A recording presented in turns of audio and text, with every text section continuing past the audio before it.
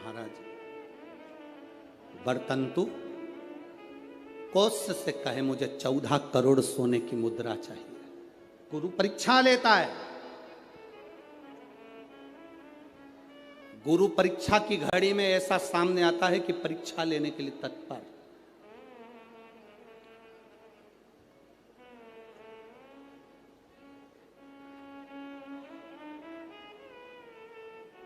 ली परीक्षा, 14 करोड़ सोने की मुद्रा। कौत्स गया तुरंत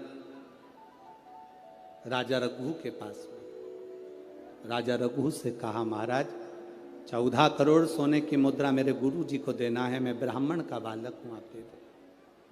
राजा रघु ने कहा 14 करोड़ सोने की मुद्रा देने के लिए मना नहीं, पर मैंने अभी यज्ञ करा था, उस यज्ञ में मैंने सोने की मुद्रा सब संतों को ब्राह्मण जन को बांटी है। मेरे पास में इतनी मुद्रा नहीं, थोड़ी बहुत निकल जाएगी, 1 करोड़ दे दूंगा, 14 करोड़ कहाँ से लाऊं? राजा रघु ने कहा पर ब्राह्मण मेरे दरवाजे से खाली ना जा, रुकिए मैं इंद्र पर आक्रमण करता हूं। गुरु गुरु है, इंद्र पर आक्रमण करता हूं। राजा रघु ने इंद्र पर सेना तैयार कर कर आक्रमण करना प्रारंभ करा। इंद्र का सिंहासन डोलने लगा। इंद्र दौड़ते दौड़ते भगवान ब्रह्मदेव के पास में गए। राजा रघु इंद्र पर आक्रमण कर रहे हैं, इंद्रलोक पर आ रहे हैं, क्या करा जाए? एक बच्चे को 14 करोड़ सोने की मुद्रा चाहिए, गुरु ने मांगी है, इसीलिए लेकर जा रहा है। उसको 14 करोड़ स्वर्ण मुद्रा, हाँ 14 करोड़, हाँ क्या करें? इंद्र से कहा राजा रघु यहां पर आए स्वर्ण मुद्रा लेने के लिए, आप कुबेर को बुलाओ और कुबेर से कहो कि तू जाकर 14 करोड़ सोने की मुद्रा दे दे। कुबेर को बुलाया। कुबेर शमी का एक पत्ता तोड़ा। शमी का एक पत्ता कुबेर ने तोड़ा और पृथ्वी पर आकर शमी के पत्ते को तोड़कर कोस को दे दिया। कोस, ये शमी का पत्ता ले। कोस ने कहा मुझे 14 करोड़ स्वर्ण मुद्रा चाहिए, ये पत्ते का क्या करूंगा? 14 करोड़ मुझे स्वर्ण मुद्रा चाहिए, इस पत्ते का क्या करूंगा? तब कुबेर ने जो पत्ता दिया और कोस से कहा कि यह बरतंतु महर्षि को ले जाकर दे देना, वह महर्षि समझ जाएंगे इस पत्ते में क्या है। बरतंतु महर्षि के पास में एक शमी का पत्ता ले जाकर कोस ने दिया। कोस ने जैसे ही दिया, बरतंतु ने उस पत्ते को अपने सिर से लगा लिया और जान गया ये मेरे महादेव का शमी का पत्र है।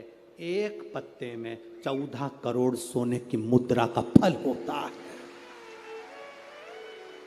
14 करोड़ सोने की मुद्रा का फल एक शमी के पत्ते में होता है। तुरंत बरतंतु महर्षि ने शंकर की आराधना कर कर शिव जी से हाथ जोड़कर प्रार्थना करी, बाबा प्रकट हो। देवादिदेव महादेव प्रकट होकर कहते हैं बरतंतु मांगो तुम्हें क्या चाहिए? बरतंतु कहते हैं बाबा शरदीय नवरात्रि पूर्ण होने पर जो विजयदशमी आए, उस दशमी के दिन जो एक शमी का पत्र भूलवश भी महादेव को समर्पित कर दे, उसकी जिंदगी में कभी संपदा की कमी ना आए। एक शमी का पत्र, एक शमी का पत्ता 14 करोड़ सोने की मुद्रा से प्रबल हो जाता है। एक शमी का पत्र।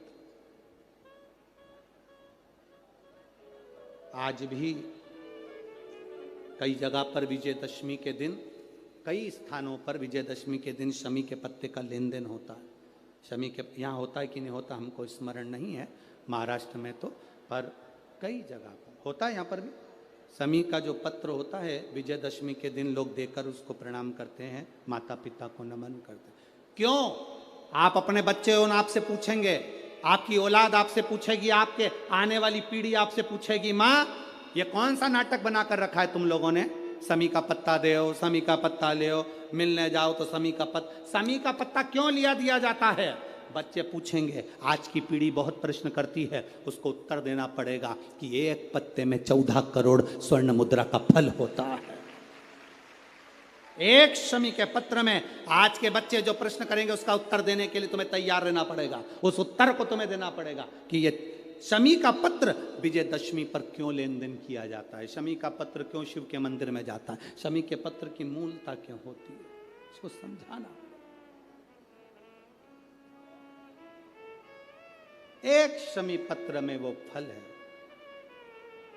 और केवल यही नहीं, शमी के वृक्ष के नीचे, बेलपत्री के वृक्ष के नीचे अगर भूल से भी बच्चा, बूढ़ा, कोई व्यक्ति एक पार्थिव शिवलिंग का निर्माण कर लेता है, भूलवश भी उस पे जल समर्पित कर देता है, भूलवश भी उसके भाव से पुष्प या शमी पत्र या बेलपत्र भी चढ़ा देता है, तो वो इस संसार में कहीं ना कहीं सुख भोगता ही है, उसके जीवन में दुख नहीं। शमी पत्र की मूलता का